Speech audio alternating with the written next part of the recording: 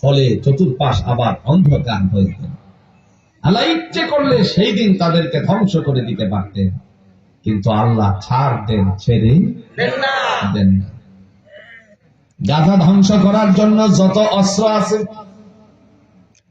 ফিলিস্তিনের মুসলমানদেরকে নিষ্পেষিত করে দেওয়ার জন্য যত ধরনের সহযোগিতা আছে, সব সহযোগিতা তারা করলো।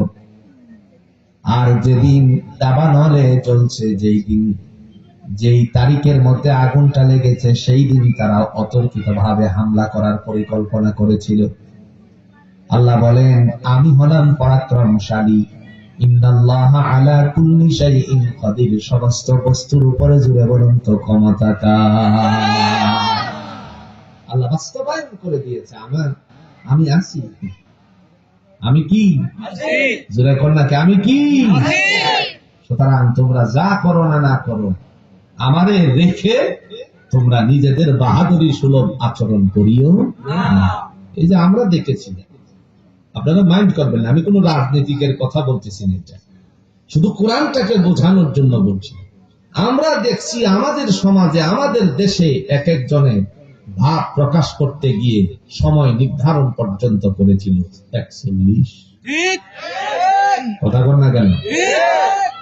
কিন্তু আল্লাহ যে মহাপরাক্রমশালী, এই কথা মাথায় থাকে না, ছিল না। এই জন্য এই কাজ করা যাবে না। আমার ভাইরা, তিনি হলেন মহামান্বিত সত্তা। সুবহানাল্লাযী আসরা বিআবদিহি লাইলান মিনাল মাসজিদিল হারামি ইলাল মাসজিদিল আকসা।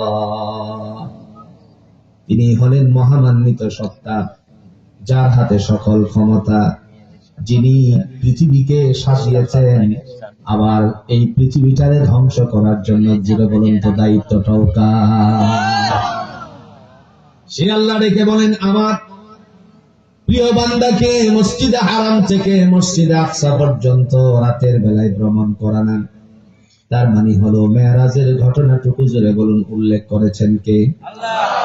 তাফসীরে তাবারিতে আবু জাফর ইবনে জারীর রাহমাতুল্লাহ আলাইহি বর্ণনা করেন, আল্লাহর নবী সাইয়্যিদুল মুরসালিন আহমদ মুস্তাফা সাল্লাল্লাহু আলাইহি সাল্লাম তিনি উম্মে হানির ঘরে অবস্থান করছিলেন।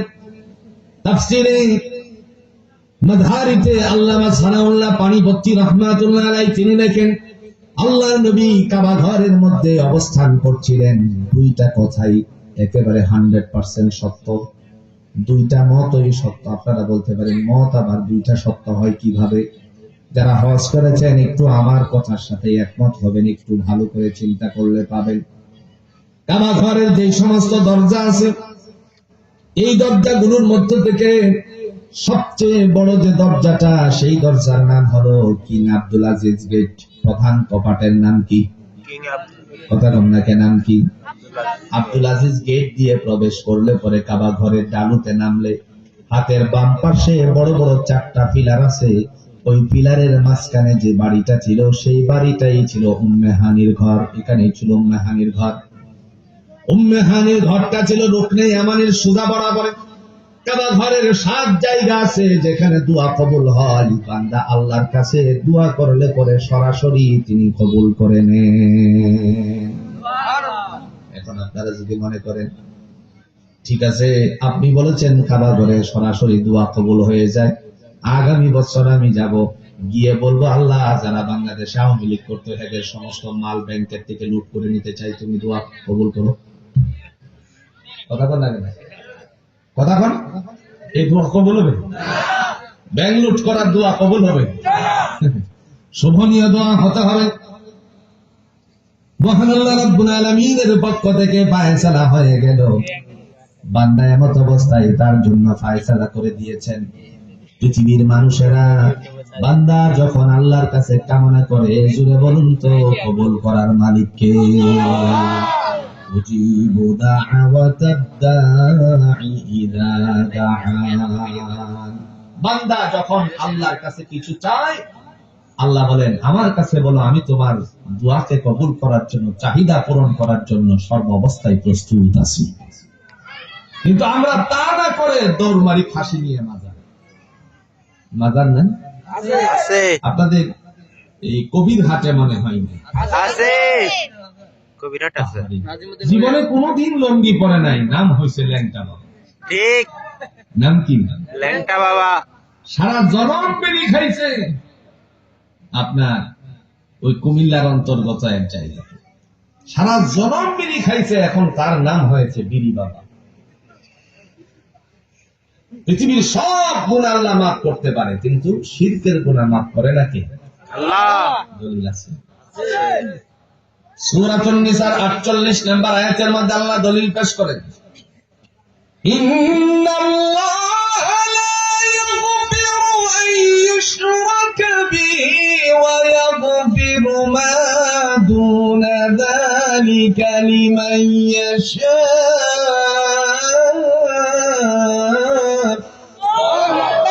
ومن يشرك بالله فقد افترى إثما عظيما। আল্লাহ বলেন, নিঃসন্দেহে আমি তাকে ক্ষমা করি না যে আমার সাথে শরীক করে। এছাড়া যত অন্যায় আছে ইচ্ছে করলে ক্ষমা করে দিতে পারেন কে? এই জন্য ভাইয়েরা আমার, আল্লাহর সাথে আমরা শরীক করব সেজদা যদি দিতে হয়, জোরে বলেন কার পায়ে? 7টা জায়গা আছে কাবা ঘরে দোয়া কবুলের। 1 নাম্বার জায়গা, পুলিশ যেখানে দাঁড়িয়ে থাকে কাবা ঘরে হাজরে আসওয়াদ আর হচ্ছে দরজার মাঝখানের একটা জায়গা যাকে বলা হয় মুলতাজিম। মুলতাজিমে কেউ যদি ধরে ধরে আল্লাহর কাছে কিছু চায়, আল্লাহ বলেন তোমার চাওয়াকে আমি পূরণ করে দেব। কিন্তু এখানে যাওয়া অনেক কঠিন, আবার খুব সহজ। আপনি যদি মনে করেন খুব তাড়াহুড়া করে পিরাপিরি করে আপনি মানুষকে ধাক্কা ঠেলা দিয়ে ভিতরে প্রবেশ করবেন, তাহলে আপনারই এক ধাক্কা দিয়ে 20 ফিট দূরে চলে নিয়ে যাবে। কথা বলছেন? কিন্তু আপনি যদি এই জায়গাটার মধ্যে গিয়ে আমার এই কথাকে পরীক্ষা করবেন, আপনারা যদি আপনারা এই জায়গাটার মধ্যে গিয়ে এমত অবস্থায় কোন ধরনের ধাক্কা ধাক্কি করলেন না, সোজা বরাবরে দাঁড়ালেন মুলতাজিমের, আল্লাহর কাছে বললেন, আল্লাহ আমি এখানে আর আসতে পারি কিনা জানি না, দয়াময় তুমি যদি আমাকে সহায়তা না করো আর সহযোগিতাকারী কেউ নেই। এমত অবস্থায় আস্তে আস্তে করে সামনের দিকে অগ্রসর হবেন, লোকেদের ঠেলার কারণে একটি পর্যায়ে আপনি মুলতাজিমের কাবা ঘরে সে দেয়ালের কাছে চলে যাবেন। এটা বাস্তবতার সাথে আমি পরীক্ষা করে দেখেছি। যখন আপনি কাছে যাবেন তখন একটু জোর খাটাবেন, আর সেখানে গিয়ে যদি বলেন আল্লাহ আর পারতাম না, তুমি সব কাজ করো, আল্লাহ বলেন না, হবে না। কোরআনুল কারীম যে আল্লাহ ঘোষণা দিয়েছেন, ওয়াল্লাযীনা জাহাদু ফীনা লানাহদিয়ান্নাহুম সুবুলানা, যারা আমাকে পাওয়ার জন্য চেষ্টা করে আমি আল্লাহ তাদেরকে চেষ্টাটার মধ্যে অধিকতর বরকত দান করি। সুবহানাল্লাহ। এই হলো মুলতাজিম দোয়া কবুলের জায়গা। 2 নাম্বার, কাবা ঘরের দরজায় ধরে ধরে যদি আল্লাহর কাছে কেউ রুনাজারি করতে পারে, দরজায় ধরা তো বড় কঠিন, চৌকাঠ কিংবা সেই জায়গাটার মধ্যে ধরে যদি আল্লাহর কাছে কিছু বলা বলি করতে পারে, আল্লাহ বলেন বান্দারে তোমার দোয়াকে আমি কবুল আর মঞ্জুর করে নিব। 3 নাম্বার, এমন একটা পদচিহ্নের পাথর আছে যাকে গ্লাস দ্বারা বেষ্টনী দেওয়া আছে, আবার একটা গ্রিল দিয়ে ফিটিং করা আছে। সোজা বরাবরে যদি কেউ দাঁড়িয়ে 2 রাকাত সালাত আদায় করে আল্লাহর কাছে রোনাজারি করে, আল্লাহ বলেন তোমার এই দোয়াকে কবুল করে নিব। ওই পদচিহ্নের জায়গাটা যে পাথরটা আছে সেই পাথর সম্পর্কে আল্লাহ কোরআন দিয়ে বলেন, ওয়াত্তাখিযু মিন মাকামি ইব্রাহিমা মুসাল্লা, আমার ইব্রাহিমের পদচিহ্নকে তোমরা নামাজের জায়গা বানাও। জোরে কন্যা সুবহানাল্লাহ। 4 নাম্বার, একটা বাউন্ডারি দেওয়া আছে, সারা জায়গাটার মধ্যে বাউন্ডারি আছে, অনেক সময় সেটা বন্ধ থাকে, খোলার পরে অনেকে দৌড় দিয়ে ভিতরে প্রবেশ করে 2 রাকাত নামাজ আদায় করলো, কাবা ঘরের দেয়ালে ধরে ধরে আল্লাহর কাছে কিছু রোনাজারি করলো। আল্লাহ বলেন বান্দারে তোমার দোয়াকে আমি কবুল করার জন্য প্রস্তুত আছি। 4 নাম্বার। 5 নাম্বার হলো রুকনে ইয়ামানি, যেটা কাবা ঘরের 4টা কোণার একটা কোণার নাম হলো রুকনে ইয়ামানি। আল্লাহর নবী সাইয়্যিদুল মুরসালিন আহমদ মুস্তাফা সাল্লাল্লাহু আলাইহি ওয়াসাল্লাম ঘোষণা দিয়ে বলেন, কেউ যদি নিয়ত করে রুকনে ইয়ামানিতে টাচ করে, ধরে রাখা তো বড় কঠিন, শুধুমাত্র টাচ করে গেল, আল্লাহ পাক রব্বুল আলামিন বান্দার মনের আশাকে পূর্ণ করে দিবেন। 6 নাম্বার জায়গা হলো হযরতে রাসূলুল্লাহ সাল্লাল্লাহু আলাইহি সাল্লাম যেখান থেকে মেরাজে গিয়েছিলেন, উম্মে হানির ঘর। উম্মে হানি কে ছিলেন? উম্মে হানি কে? উম্মে হানি হচ্ছেন হযরতে নবী করিম সাল্লাল্লাহু আলাইহি সাল্লামের ফুফু। কে? ফুফু জোরে বলেন। ফুফু বাবার বোনকে আমরা কি বলি? ফুফু জোরে বলেন, কি বলি? ফুফু গ্রামে যদি বিবাহ দেয় কোন ফুফুরে, মা যদি দৌড় দেওয়ায়, তাইলে ছেলেটা প্রথমত কোন জায়গায় যায়? কোন জায়গায়? ফুফুর বাড়িতে। সন্ধ্যা হয়ে গেল, তার বাবা ফোন দিয়ে বলছে, বোন, আব্দুল্লাহ কি তোমার বাড়ি গেছে? এতক্ষণে তোর সময় হয়েছে আব্দুল্লাহর খবর নিতে। তোর বউয়ের এত বড় সাহস, আব্দুল্লাহরে নাকি দৌড় দেওয়াছে। উল্টো শাসন শুরু করে দেয়। কথা বল না কেন? কারণ ফুফুর পাওয়ারটা একটু বেশি ভাই বোনের জন্য। নবী মুহাম্মদ সাল্লাল্লাহু আলাইহি সাল্লাম যত সময় কাটাইয়েছেন, মক্কার অধিকাংশ সময় খালওয়াত ছাড়া যেই সময়টা কাটিয়েছেন, সেই সময়টার মধ্যে আল্লাহর বান্দা তিনি তার ফুফুর ঘরে, উম্মে হানির ঘরে কাটিয়েছেন। জিবরাইল আমিন আল্লাহ প্রদত্ত, তিনি যখন অবতীর্ণ হলেন, উপস্থিত হওয়ার পরে একটা বাহন নিয়ে আসছেন। সেই বাহনের জোরে কনসাই নাম কি? বুরাক। এই বুরাককে বুরাক বলে নামকরণ কেন করা হয়? বুরাক শব্দটি বারকুন থেকে ছয়নকৃত। কের থেকে? যারা বলেন কের থেকে? বারকুন থেকে ছয়নকৃত। বারকুন মানে বিজলি। আকাশে যখন বিদ্যুৎ চমকায়, সাথে সাথে বিদ্যুৎ দেওয়ার পর মিনিট কানে থাকে মনে হয় না? কথা বল না কেন? দিল তো শেষ। বুরাককে বুরাক বলে নামকরণের পিছনে কারণ একটাই, তার কদম যেখানে পড়েছে সেখানেই তার দৃষ্টিটা পড়েছিল। তার মানে হলো দৃষ্টি যেখানে পড়তো, কদম সেখানে পড়তো। সাইয়্যিদুল মুরসালিন আহমদ মুস্তাফা সাল্লাল্লাহু আলাইহি সাল্লামকে উঠালেন, 2 রাকাত নামাজ আদায় করার কথা বললেন। 2 রাকাত নামাজ আদায় করে আল্লাহর বান্দা। এখন প্রশ্ন হলো, 2 রাকাত কেন নামাজের কথা? তাফসীরে তাবারিতে আবু জাফর ইবনে জারির রাহমাতুল্লাহ আলাইহি অন্য আরেকটা মত পেশ করেছেন। আল্লাহর বান্দাকে সিজদা করার কথা বলেছেন, এটাই হলো বিশুদ্ধ মত। কারণ এই মুহূর্তে নামাজ আল্লাহ প্রদত্ত বিধান জারি হয় না। সুবহানাল্লাহ। সুবহানাল্লাহ। সিজদার কাছে পড়ে আল্লাহর কাছে শুকরিয়া আদায় করলেন। অতঃপর আল্লাহর নবী সাইয়্যিদুল মুরসালিন আহমদ মুস্তাফা সাল্লাল্লাহু আলাইহি ওয়াসাল্লামকে বুরাকের মধ্যে উঠালেন। আর সর্বপ্রথম যে মসজিদে গেলেন, সেই মসজিদে এর নামই হলো বাইতুল আকসা, যেটা জেরুজালেমের মুসলমানদের প্রাণের দাবি। নিজেদের জান দিতে প্রস্তুত, কিন্তু বাইতুল মুকাদ্দাসকে ছাড়তে রাজি না। মুসলমানরা সেই বাইতুল মুকাদ্দাসের জন্য কেন এত পাগল পাড়া? ইসলামের প্রথম জামানার যে কিবলা ছিল, এই কিবলাটার নাম ছিল বাইতুল আকসা। আর ইসলামের নবী মুহাম্মদ সাল্লাল্লাহু আলাইহি সাল্লাম মদিনায় যাওয়ার পরে মসজিদে কিবলাতাইন একটা আছে মদিনাতুল মুনাওয়ারা, সেখানে আসরের নামাজ আদায় করার সময় আল্লাহ পাক রব্বুল আলামিনের হাবিব আল্লাহর কাছে বললেন, আল্লাহ যদি বাইতুল আকসা থেকে বাদ দিয়ে বাইতুল্লাহর দিকে কিবলাটা হতো তাহলে কতই না ভালো হতো। সাথে সাথে আল্লাহ বললেন, নবী আমার, আপনি এই অবস্থায় যে মুহূর্তে আছেন, এই মুহূর্ত থেকে আপনি বাইতুল্লাহর দিকে ঘুরে যান। আজ থেকে অদ্যাবধি, এখন থেকেই আমার পক্ষ থেকে বাইতুল্লাহর দিকে কিবলা আমি বানিয়ে দিলাম। এই মসজিদটাকে এই জন্য বলা হয় মসজিদুল কিবলাতাইন, 2 কিবলার মসজিদ। ইহুদিরা বলল, কোন জিনিসে আহমদকে, রাসূল সাল্লাল্লাহু আলাইহি ওয়াসাল্লামের একটা ডাক নাম ছিল আহমদ, কোন জিনিসে মুহাম্মদ সাল্লাল্লাহু আলাইহি ওয়াসাল্লামকে আমাদের কিবলা থেকে ঘুরিয়ে দিল? না, ঘোরাইছে কে? আল্লাহ। যারা বলেন ঘোরাইছেন কে? এমত অবস্থায় আল্লাহ রাসূল ঘুরে গেলেন। এখন আপনাদের কাছে প্রশ্ন, এই ধরেন আমি এইদিকে ফিরে মুসল্লিদেরকে নিয়ে নামাজ পড়াচ্ছি, এখন কিবলা ঘুরে পিছনে চলে গেছে, কোন দিকে? আল্লাহ বলছেন যে এদিকে না, ঘুরো পিছনের দিকে। এখন আমি ঘুরলাম, মুসল্লি কি সামনে না পিছনে? না না, মুসল্লি হলো সামনে, আমি কোথায়? পিছনে। কথা কোন নাকি বুঝেন নাই আপনারা? এই মুহূর্তে আসি, মুসল্লি আমার পিছনে। এখন আল্লাহ বলছেন পিছনের দিকে ঘুরতে। পিছনের দিকে ঘুরলে পরে মুসল্লিরাও পিছনের দিকে ঘুরছে। রাসূল যা করেছেন উম্মত তা করেছে, সাহাবীরা তা করেছে। রাসূল যখন ঘুরে গেছেন তখন সাহাবীরাও ঘুরে গেছে। রাসূল নামাজের মধ্যে মোজা খুলে ফেলছেন, সাহাবীরা নামাজের মধ্যে মোজা খুলে ফেলছে। রাসূল সাল্লাল্লাহু আলাইহি ওয়াসাল্লাম নামাজ শেষ করার পরে বললেন, তোমরা মোজা খুললে কেন?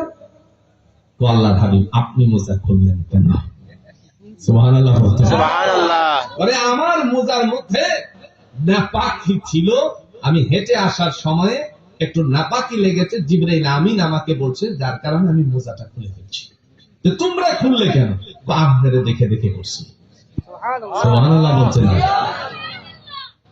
এটার কারণ কি জানেন? রাসূলুল্লাহ সাল্লাল্লাহু আলাইহি ওয়াসাল্লামের সাহাবীরা রাসূলের আদর্শের সৈনিক ছিল। সুবহানাল্লাহ বলতেন। যেই কালি মুসল্লিরা সামনে হয়ে গেল, ইমাম এখন পিছনে চলে আসছে।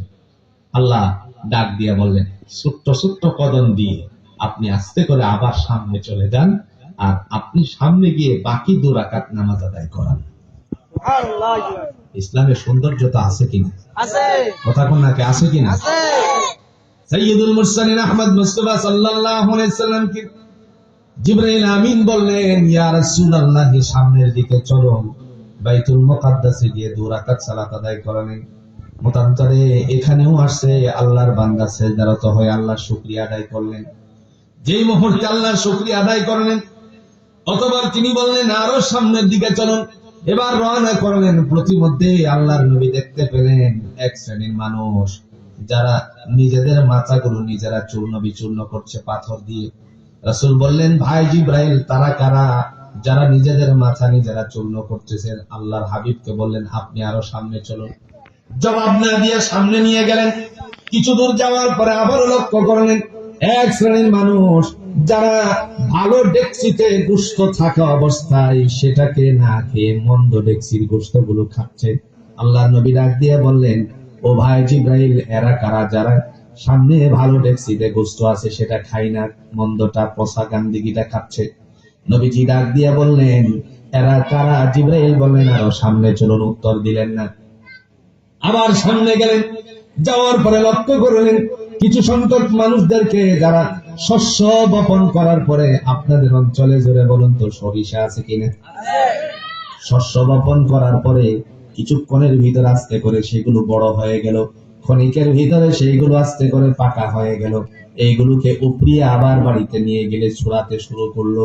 আল্লাহ নবী বললেন, জিবরাইল, এরা কারা যারা শস্য কেবল বপন করলো তারপরে আবার নিজেরা উঠায় নিয়ে গেল? আল্লাহর হাবিবকে ডেকে বলেন, ইয়া রাসূলুল্লাহ, আরো সামনে চলুন। আর একটু সামনে যাওয়ার পরে লক্ষ্য করলেন একজন বৃদ্ধা নারী, যার হাত থেকে আস্তে আস্তে করে কাঁপতে কাঁপতে লাঠিটা পড়ে গেছে। নবীজি বললেন, জিবরাইল, এবার দাঁড়াও, আমি আমার ওই আল্লাহর বান্দির লাঠিটা উঠিয়ে দিয়ে আসি। নবীজিকে ডাক দিয়া বললেন, ইয়া রাসূলুল্লাহ, এই লাঠি উঠানো যাবে না। তিনি বললেন, কেন উঠানো যাবে না? আহসিন কামা আহসানাল্লাহু ইলাইক।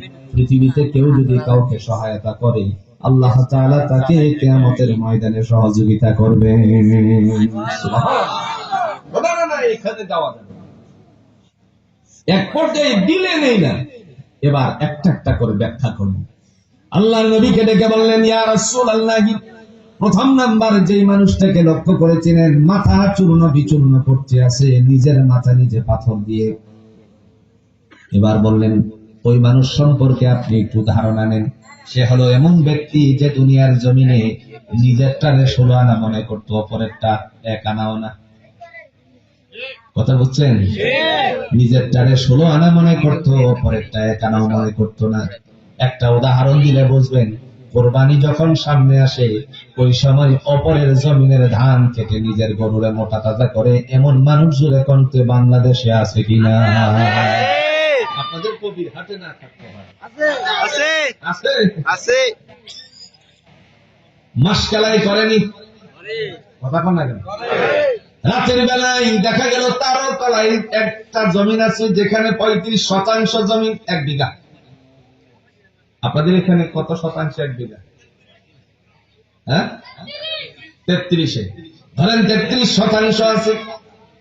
তার নিজেরও দেখা গেল এমত অবস্থায় সেই জমিনের মধ্যে কলাই আছে, কিন্তু নিজের থেকে উঠালো না, অপর আল্লাহর বান্দার কলাই গুলো জমিন থেকে উঠিয়ে নিয়ে আসলো রাতের বেলায়, তারপরে নিজের গরুর সামনে দিয়ে খাবার দিল। এরকম মানুষ জুড়ে কোনছে বাংলার জমিনে আছে কিনা? নিজেরটা হলো 16 আনা, পরেরটা 1 আনাও না। আরেকটু সহজ করে বলি, বাড়ি পাড়া মহল্লায় জমিনের মেজারমেন্ট হয় কি হয় না? জোরে কোন কে? একটু জোরে কোন না, হয় কি হয় না? মেজারমেন্ট যখন হয়ে যায় এমত অবস্থায় দেখা গেল বাবাও জমিনটার মধ্য থেকে খেয়েছে, সে নিজেও বুক করে খাচ্ছে, কিন্তু মাপামাপি হওয়ার পরে দেখা গেল তার ভিতরে 6 ইঞ্চি ঢুকে গেছে। এরকম হয় কি হয় না? মুহূর্তের মধ্যে সে চিন্তা করলো, আমার তো শক্তি নাই, তাহলে কি করতে পারি? আল্লাহর বান্দা রাতের বেলায় আস্তে আস্তে করে এটাকে উপড়িয়ে ফেলে আবার নতুন করে ঠিক জায়গায় নিয়ে ধরায় দিল, কিংবা আরো 2 ইঞ্চি ভিতরে ঢুকিয়ে দিছে। এরকম মানুষ মনে হয় একজন কবির হাটে নাই। তার মানে নিজেরটা 16 আনা, পরেরটা 1 আনা। আল্লাহ রাব্বুল আলামিনের হাবিবকে ডেকে বললেন, ইয়া রাসূলুল্লাহ, নিজের জমিন তার কাছে ভালো ছিল, অন্যেরটারে কুক্ষিগত করত। নিজে সেই কাজ করার কারণে আল্লাহ আজকে তার এত বড় বিপদগামী করে দিয়েছেন। এরই উদ্দেশ্যে নিজের মাথা নিজে পাথর দিয়ে চূর্ণ বিচূর্ণ করছে। জিব্রাইলকে ডেকে বললেন, ও ভাই জিব্রাইল, কিছু দূরে যাওয়ার পরে লক্ষ্য করলাম ভালো ডেক্সিতে গোশত আছে, সেটা না খেয়ে মন্দ ডেক্সির পচাও গান্দিগি গোশতটা খাচ্ছে। এরা কারা? এমন অবস্থায় ডাক দিয়া বললেন, এরা হলো দুনিয়ার জমিনের এমন মানুষ যারা নিজেদের হালাল বিবিকে রেখে পরনারীর সাথে সঙ্গ দিত। এরকম পুরুষ জুড়ে কনসাই বাংলার জমিনে মনে হয় না। মহিলারা তো একজনও নাই নাকি? মহিলারা মনে হয় একজনও। স্বামী বিদেশে থাকে, 2 সন্তানের মা, কে বা কারা যেন রাতের বেলায় মিস কল মারে। একটা পর্যায়ে তার সাথে আস্তে আস্তে করে সম্পর্ক কায়েম করে। মুহূর্তের মধ্যে ওই ফোন আলাপের ভিতরে সে যেন বলে ফেললো, তুমি কি জানো আমার অন্তরে তুমি ছাড়া আর কেউ নেই?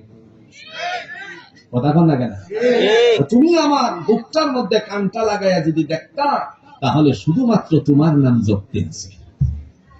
এই অবস্থায় আল্লাহর বান্দি চিন্তা করলো, 2টা সন্তান আমার হয়েছে, একবারের জন্য তো আমার স্বামী এত সুন্দর করে ভালোবাসার কথা বলে নাই। যা আছে কপালে, ব্যাংকের যে কাগজপত্র গুলো ছিল, কারণ স্বামী তো ব্যাংক অ্যাকাউন্ট তার নামেই খুলছে, কাগজপত্র নিয়ে স্বর্ণালঙ্কার নিয়ে তারপরে ওই অতিথি পাখির সাথে ওরাল দিয়ে দিল। এই অতিথি পাখি 6 মাস যেতে না যেতেই তার সম্পত্তিটা গ্রাস করে ব্যাংকের টাকা আর স্বর্ণালঙ্কার নিয়ে বলে, তুমি একটু এখানে দাঁড়াও, আমি আসতেছি। এই যে গেল আর ফিরে এলো না। এরকম লোক জোরে কনসাই অতিথি পাখি ডাল ভেঙে যায় কি যায় না? আপনাদের এলাকায় সব কিছুর গন্ধ। এরা হলো ওই সমস্ত মানুষ যাদেরকে হালাল বিবি আমি দিয়েছিলাম। আল্লাহ পাক তাদেরকে হালাল বিবি দিয়েছিলেন, কিন্তু তারা পরনারীর সাথে সঙ্গ দিয়েছে। দুনিয়ার জমিনে যত সমস্যার মূল, জুড়ে বলেন কি? এটার নাম কি? আর জুড়ে কোন? যত সমস্যার মূল, এটার নাম কি? আল্লাহ ইমানদারদেরকে বলছেন। কোন ইহুদি, খ্রিস্টান, নাসারা, বুদ্ধ, হিন্দু, সারাল কাউরে আল্লাহ কথা বলেন না। মুসলমানদেরকে কোরআনুল হাকিমের সূরাতুন নূরের 30 নম্বর আয়াতের মধ্যে একটা আওয়াজ তুলেছেন আল্লাহ সুবহানাহু ওয়া তাআলা। তিনি বলছেন, قل للمؤمنين يغضوا من أبصارهم ويحفظوا فروجهم ذلك أزكى لهم إن الله خبير بما يصنعون.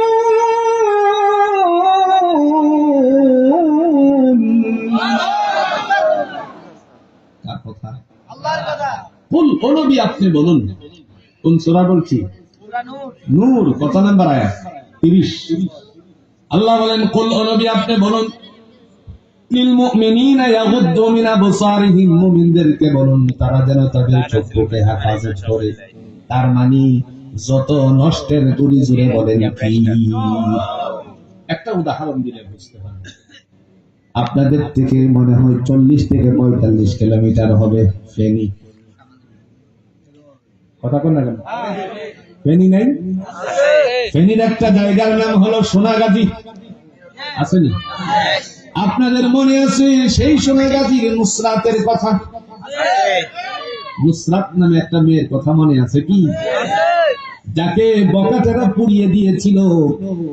যদি তাদেরকে জিজ্ঞেস করা হয় কারাগারে গিয়ে, তোমরা কেন নুসরাতকে পুড়িয়ে দিয়েছিলে বলো তো, সবাই এক বাক্যে বলবে, শত্রুর কাছে মানে আমাদের চোখে তারে ভালো লাগছিল, বন্ধু তারে প্রেম নিবেদন করেছিল, প্রস্তাবনা দিয়েছিল, কিন্তু ডিনাই করার কারণে বন্ধু আমাদেরকে বলল তার সাথী যেহেতু তারে ছেড়ে দিতে পারে না, এই কারণে আমরা তারে ঘুরাই দিছি।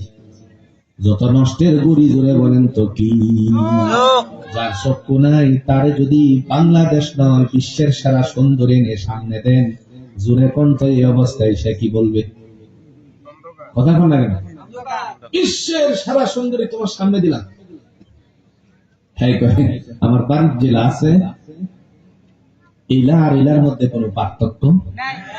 তার কারণ কি? বিশ্ব সুন্দরীর সে দেখার কোনো অধিকার, সমস্যা, তার ক্ষমতা নেই।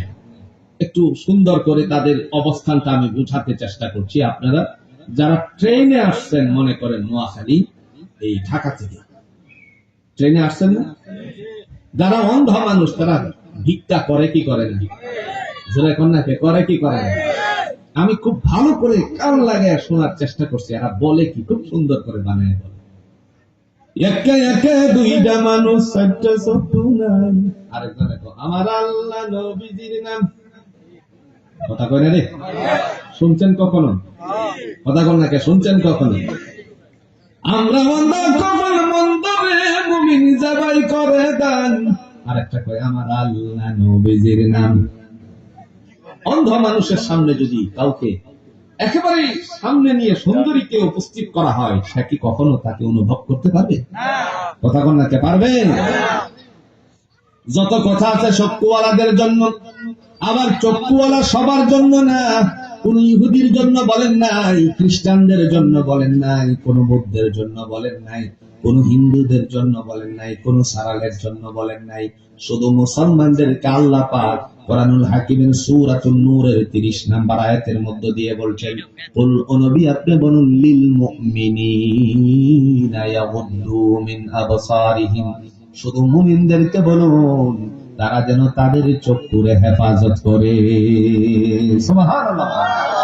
ওয়া ইয়াহফাজু ফুরুজাহুম, এবং তারা যেন তাদের গুপ্তাঙ্গকে হেফাজত করে পরনারী পরপুরুষ থেকে, পরপুরুষ পরনারী থেকে। মুমিনের দফতরে নাম ওঠাতে হলে, জান্নাতুল ফেরদাউসের বাসিন্দা হতে হলে আল্লাহ বলেন, ওয়াল্লাযীনা হুম লিফুরুজিহিম হাফিজুন,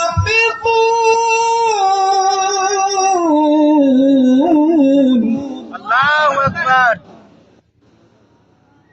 ইল্লা আলা আজওয়াজিহিম আও মা মালাকাত أيمانهم فإنهم غير ملومين।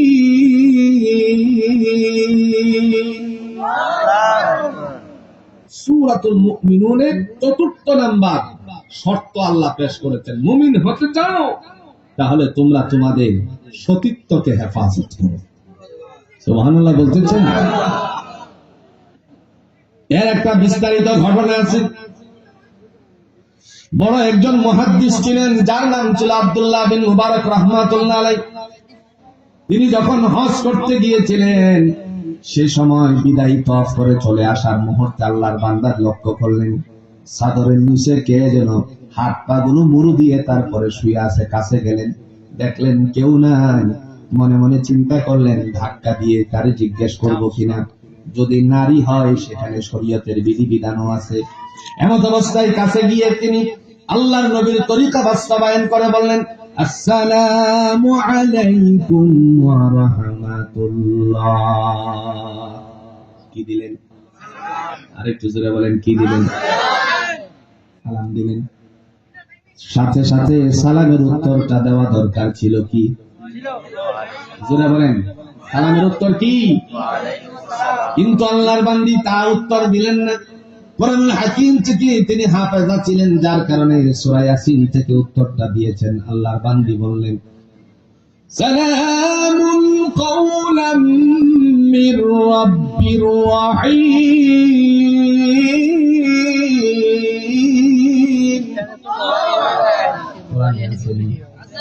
আমতাজুল ইয়াওমা আইয়ুহাল মুজরিমুন আলাম আ'হাদ ইলাইকুম ইয়া বানি আদম আল্লা তা'বুদুশ শাইতান ইন্নাহু লাকুম আদুউম মুবিন। সূরা ইয়াসিন আছে কিনা? আল্লাহর বান্দী জবাবে বললেন, মহাপরাক্রমশালীর পক্ষ থেকে তোমার উপর শান্তি বর্ষিত হোক। মুহাদ্দিস আব্দুল্লাহ বিন মুবারক রাহমাতুল্লাহ আলাইহি আশ্চর্য হয়ে গেল, এত সুন্দর জবাব আল্লাহর বান্দী দিলেন, তারে তো ছেড়ে দেওয়া যায় না। তিনি কাছে দাঁড়িয়ে বললেন, ও আল্লাহর বান্দী, আপনি যে এখানে পড়ে আছেন, সাথী সঙ্গীরা কোথায়? সাথে সাথে উত্তরে বললেন কোরআন দিয়ে, মাইয়ুদিলিল্লাহু ফামা লাহু মিনহা। পৃথিবীতে কেউ যদি পথহারা হয়ে যায়, আল্লাহ ছাড়া তার পথ দেখানোর কেউ নাই। তার মানে আমি যাদের সাথে এসেছিলাম তারা আমার থেকে দূরে সরে গেছে, আমি একা হয়ে গেছি। এই কারণে আল্লাহর উপর ভরসাশীল হয়ে এখানে শুয়ে আছি। সুবহানাল্লাহ বলছেন না? মুহাদ্দিস সাহেব প্রশ্ন করলেন, আপনি কি ভয় পান না নাকি? কারণ কেউ নাই, আমি আর আপনি, আর কেউ নেই। তিনি বললেন, কেন ভয় পাবো? আল্লাহর কোরআন থেকে জবাব দিলেন, ওয়াতাওয়াক্কালু আলাল্লাহিল মুমিনিন। মুমিনের ভরসা জুড়ে বলুন তো কার উপরে? আমি আল্লাহর উপর ভরসাশীল হয়ে এখানে পড়ে আছি। মুহাদ্দিস সাহেব চিন্তা করলেন, এত সুন্দর করে কোরআন থেকে জবাব দেয়। বললেন, ও আল্লাহর বান্দী, আপনি কি কয়দিন যাবত এখানে পড়ে আছেন? আপনার সাথী সঙ্গীরা নাই, আপনিও বলছেন ভয় পান না, তাহলে কয়দিন হয়ে গেল? তিনি জবাবে কোরআন থেকে উত্তর দিলেন, সালাসা লায়ালিন সাবিয়া। 3 দিন 3 রাত গত হয়ে গেছে, আমি এখানেই পড়ে আছি। সুবহানাল্লাহ। খাইছেন কিছু? কথা কর নাকি? কিছু বলা দরকার আছে না? ভাই, আপনি যে এখানে বসে আছেন, কিছু খেয়েছেন? বলা দরকার আছে না?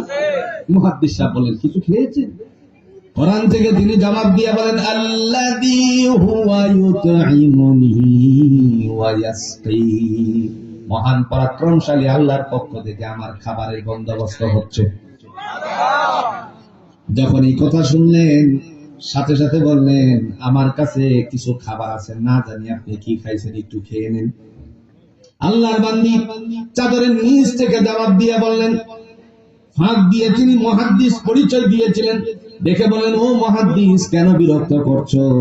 আল্লাহ বলছেন, সুম্মা আতিম্মুস সিয়ামা ইলাল লাইল। তোমার রোজারে সন্ধ্যা পর্যন্ত পূর্ণ করো। তার মানে আমি রোজা রাখছি, তোমার খাবার গ্রহণ করা দিনের বেলায় যাবে না। সুবহানাল্লাহ বলতেন না? মুহাদ্দিস সাহেব চিন্তা করলেন, আরে রোজা তো রাখছেন, নফল রোজা। রমজান মাসেও যদি কেউ অসুস্থ হয় কিংবা মুসাফির হয়, তার জন্য তো রোজা ভাঙ্গার অধিকার আছে। আল্লাহ কোরআন দিয়ে জবাবে বলছেন, বান্দা শোনো, ওমান মারিদান আও আলা সাফারিন ফাইদ্দাতুম মিন আইয়ামিন উখার। বান্দা যদি কেউ মুসাফির হয় অথবা রুগ্ন হয়, যদি রোজা ভাঙ্গে, একটার বদলা পরবর্তীতে একটা আদায় করলেই যথেষ্ট হয়ে যায়। ঠিক না? বলেন। ডেকে ডেকে বললেন, তুমি আমারে বিরক্ত করছে কেন? আল্লাহ তো নিজে বলেছেন, নফলই হোক ফরজই হোক, যে রোজা রাখে কল্যাণ তার জন্য। কত বড় মুহাদ্দিস যিনি ছিলেন, জাতির মানুষেরা তার জন্য কাসিদা বানিয়েছে।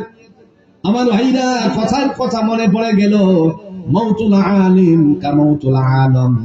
জগতে একজন আলেমের মৃত্যু জগৎবাসীর মৃত্যু জুড়ে বলেন করে দেন কে?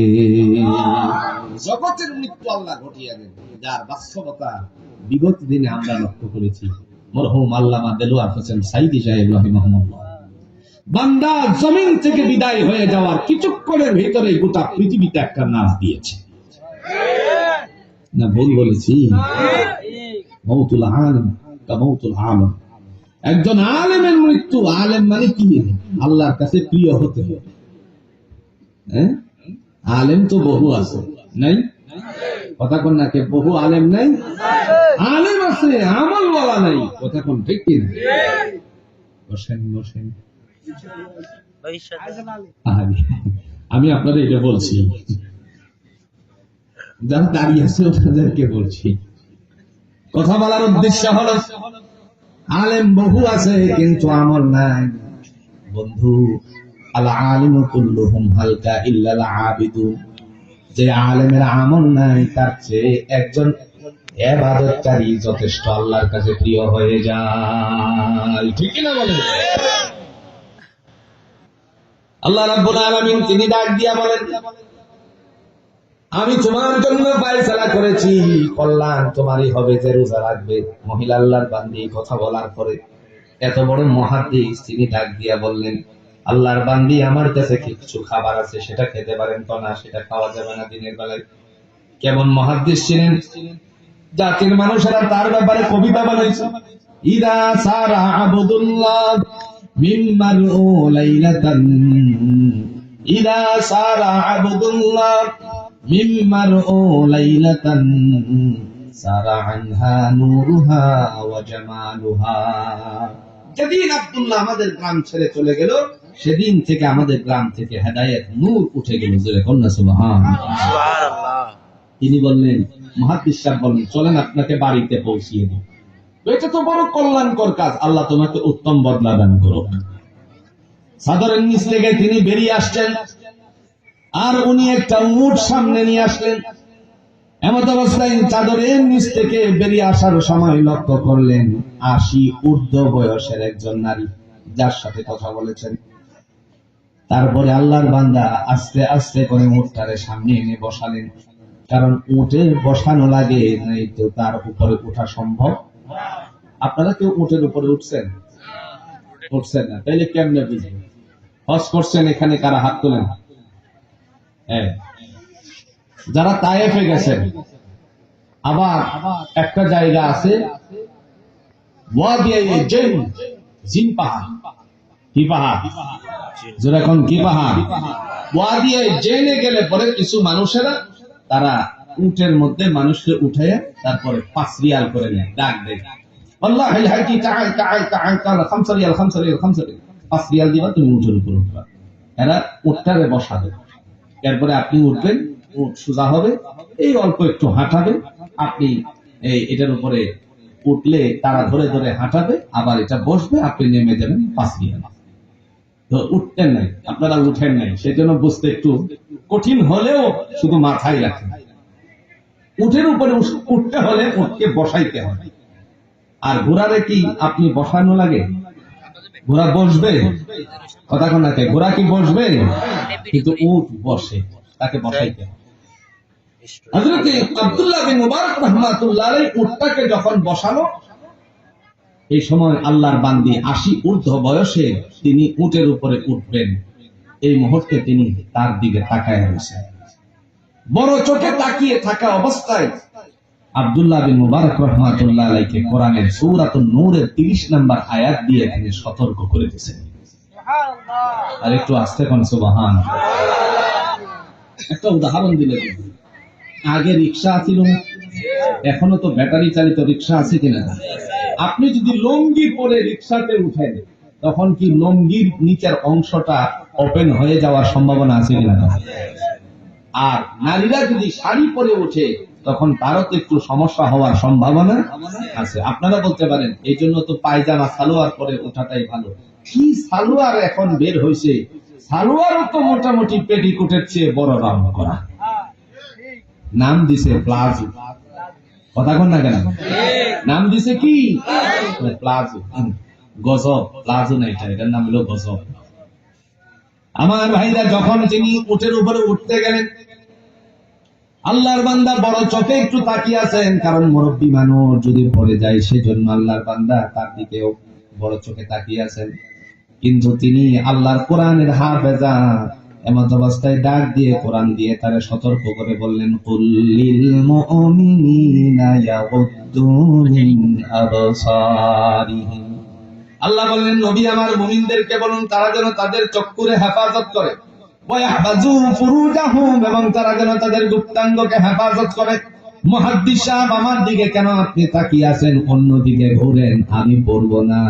আল্লাহর কোরআন মানেন, চক্ষুরে হেফাজত করেন। সুবহানাল্লাহ। আমার ভাইরা, আগেকার সময়টাই ভালো ছিল, এখন সময়টার মধ্যে নানা সমস্যা আছে।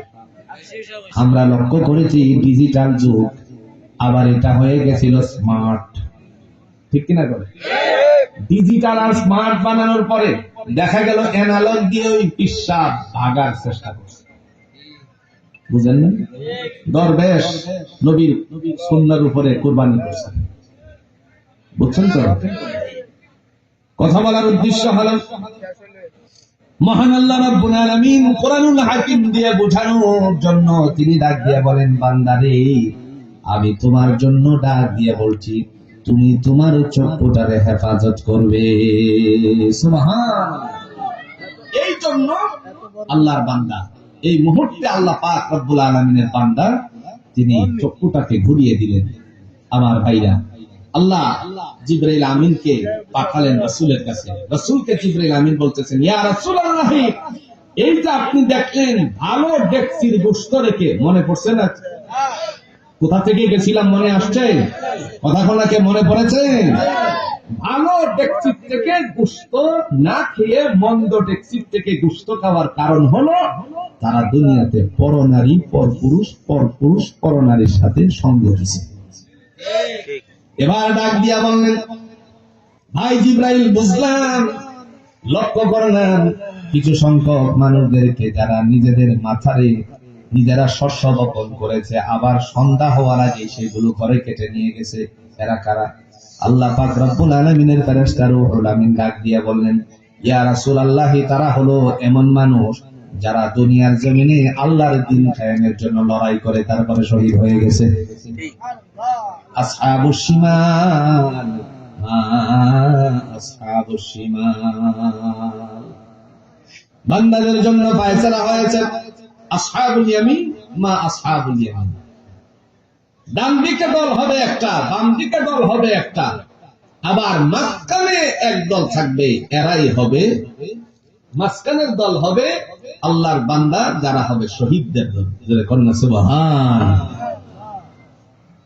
প্রিয় ভাইরা আমার, এইভাবে যখন আস্তে আস্তে করে সামনের দিকে গেলেন, সামনের দিকে যাওয়ার পরে যখন জিবরাইল আমিন আল্লাহর নবীকে নিয়ে রওনা করলেন, রওনা করে শেষ পর্যন্ত আস্তে করে যখন প্রথম আকাশের দরজাটার কাছে গেল, প্রথম আকাশের দরজার ফেরেশতা ইসমাঈলকে ডেকে বললেন, ও ইসমাঈল, দরজা খোলো, আমি আজ তোমার সাথে কিছু কথা বলতে চাই।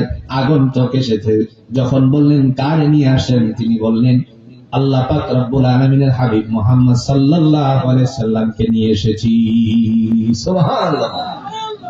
প্রথম আকাশের দরজা খোলার পরে সেখানে গিয়ে উপস্থিত হলেন। উপস্থিত হওয়ার পরে গিয়ে দেখলেন একজন নবী বসে আছেন, যাকে আল্লাহ পাক রব্বুল আলামিন জমিনে খলিফা বানিয়ে পাঠিয়েছিলেন রাজত্ব কায়েম করার জন্য। জোরে কোন নাম কি? কথা কোন? আল্লাহ সংসদ অধিবেশন শুরু করেছেন। এখনকার সময়ে যত সংসদ দেখেন, এই সংসদের কার্যক্রমটা আসছে কোত্থেকে? এই স্বয়ং আল্লাহ কোরআন দিয়েই সংসদ অধিবেশন শুরু করেছিলেন। পেছ লাগছে নি? কথা কোন নাকি? পেছ লাগছে নি? সংসদ আল্লাহ চালাইছেন। হ্যাঁ, আল্লাহ কোরআনে সংসদ চালাইছেন। কেমন সংসদ চালাইছেন দেখেন। আপনারা উত্তরে আমার সাথে একমত হবেন। কোন বাজেটের বিষয়ে আলোচনা হলে পরে স্পিকারের পক্ষ থেকে বলা হয়, এই বাজেটের পক্ষে যারা আছেন তারা হ্যাঁ বলুন। কথা কোন নাকি? এই বাজেটের বিপক্ষে যারা, তারা আপনারা না বলুন। বলে কি বলেন? এই হ্যাঁ নায়ের যে ভোট সংসদে হয়, এই শুরুটা আল্লাহ করছেন। আপনারা বলতে পারেন দলিল আছে? দলিল। وَإِذْ قَالَ رَبُّكَ لِلْمَلَائِكَةِ إِنِّي جَاعِلٌ فِي الْأَرْضِ خَلِيفَةً قالوا أتجعل فيها من يفسد فيها ويسفك الدماء ونحن نسبح بحمدك ونقدس لك قال إني أعلم ما لا تعلمون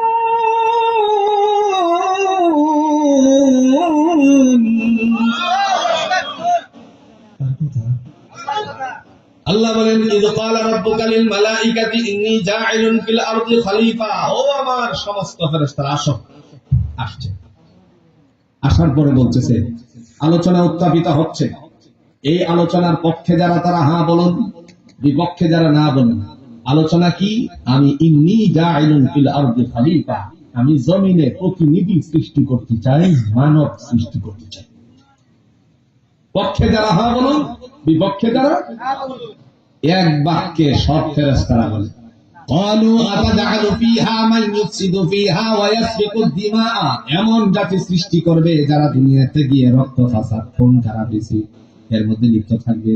নাহনু নুসাব্বিহু বিহামদিকা ওয়া নুকদ্দিসু লাক, আমরাই তো তোমার তাসবিহ তাহলিলের মধ্যে লিপ্ত আছি। আল্লাহ পাক ডাক দিয়া বলেন, না এর আওয়াজ বেশি, কিন্তু আমি আল্লাহ যা ইচ্ছা করছি। ইন্নী আ'লামু মা লা তা'লামুন, এর ব্যাপারে আমি আল্লাহ যা জানি তোমরা জানো না। সুতরাং না জয়যুক্ত হলেও আমি হা বানায়া দিছি। সুবহানাল্লাহ। আরেকটু আস্তে কোন সুবহানাল্লাহ। হা বানিয়ে দিয়েছেন কে? সর্বপ্রথম সেই বাবা আদমের সাথে প্রথম আকাশে গিয়ে সাক্ষাৎ হলো।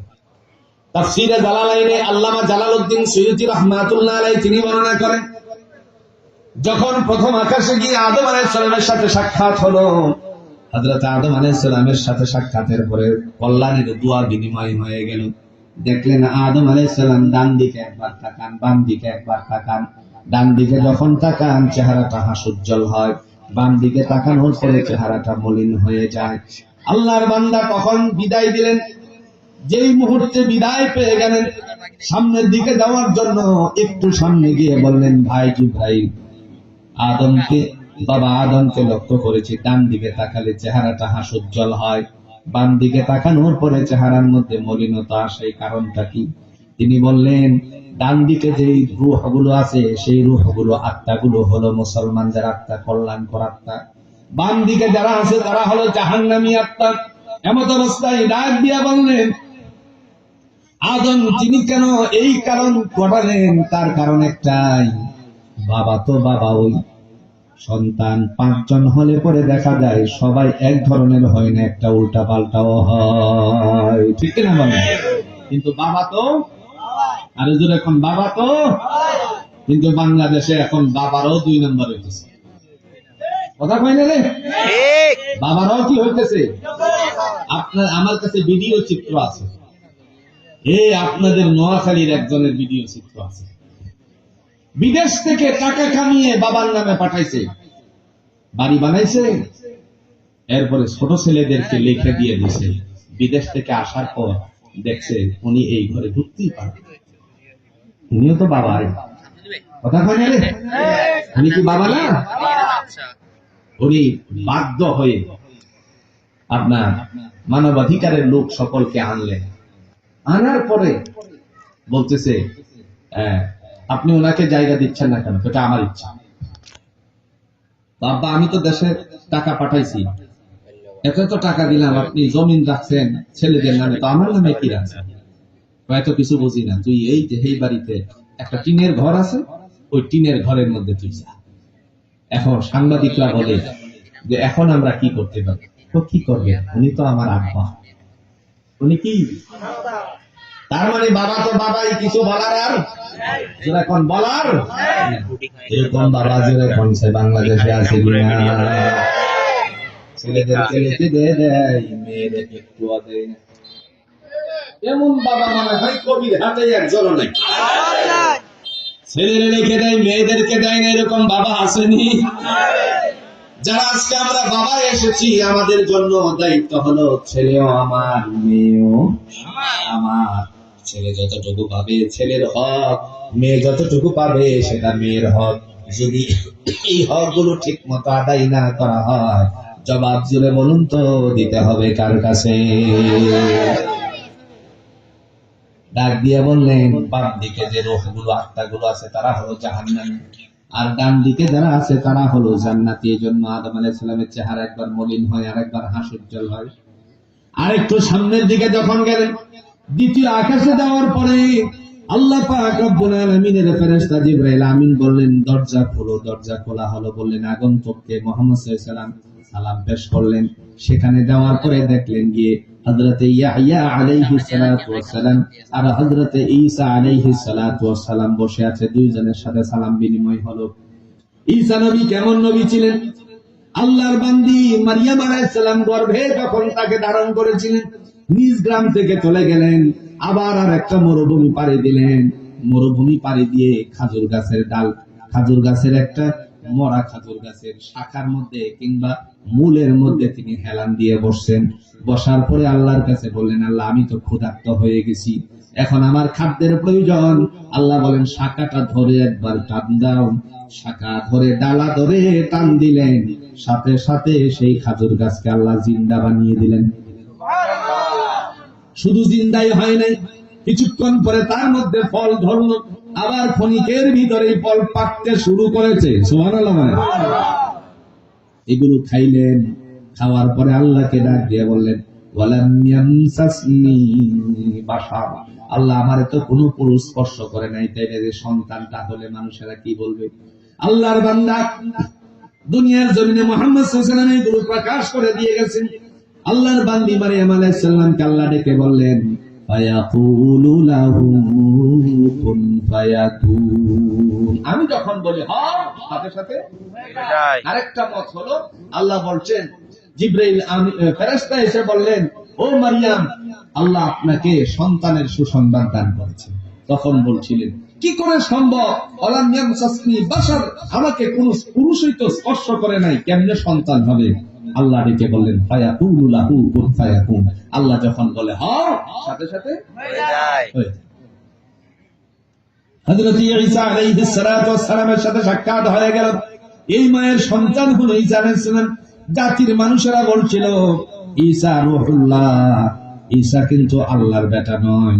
এই কথা যে বলছে, এমন সময় আল্লাহর বান্দা বললেন, না, ইন্নী আবদুল্লাহ, আমি হলাম আল্লাহর বান্দা, আল্লাহর পুত্র নয়।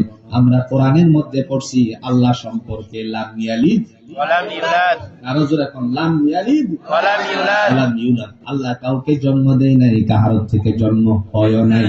আল্লাহ এক, অদ্বিতীয়, তার কোনো মাও নাই, বাবাও নাই, আবার আল্লাহর কোনো সন্তান বিবিও নাই। ঠিক কিনা বলেন? ঈসা আলাইহিস সালামের সাথে ইয়াহইয়া আলাইহিস সালামের সাথে সালাম বিনিময়ের পরে, বিদায় জানানোর পরে আবার তৃতীয় আকাশের মধ্যে গেলেন। সেখানে তৃতীয় আকাশে গিয়ে দেখলেন এমন একজন বান্দা আল্লাহর বসে আছে, যিনি ছিলেন হযরত ইউসুফ আলাইহিস সালাম। যে ইউসুফকে নারী কুলের জন্য আল্লাহ এমন সৌন্দর্য বানিয়েছিলেন, যার কারণে আজিজে মিশর পাগল হয়ে গেছে। জুলাইখা, আজিজে মিশরের বিবি জুলাইখা পাগল হয়ে গেছে। যার ঘটনা আপনারা জানেন, আমার ঘটনা বলা উদ্দেশ্য না।